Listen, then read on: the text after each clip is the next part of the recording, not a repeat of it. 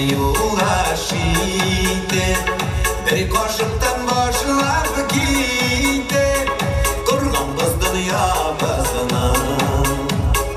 Koyla miskinliklerinden, bakıp büyüklüklerinden. Sildiğim yazlarım, sildiğim nazlarım, sildiğim canımın yarısı.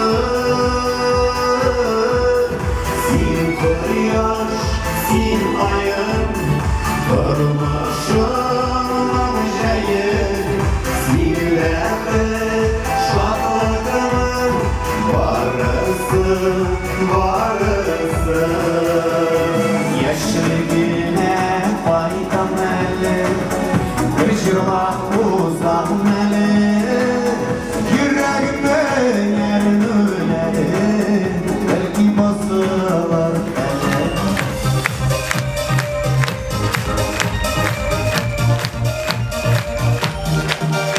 Eller ve gaybimi muazzamlara girge. Eller uzun gaybimi din boyuna kışkırge. Din boylarına kışkırge. Sarı şişe düzmenge. Din boylarına sarı şişe düzmenge.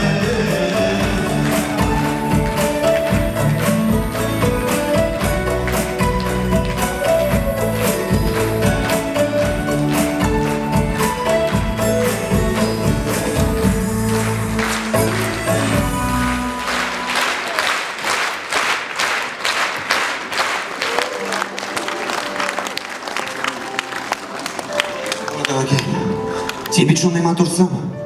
Senin için sen. Senin için dile kalsa. Neyse. Rahmet sana gelgenmiş. Subhanallah maturluğu. Güzler demesin. Ol şolbarlar.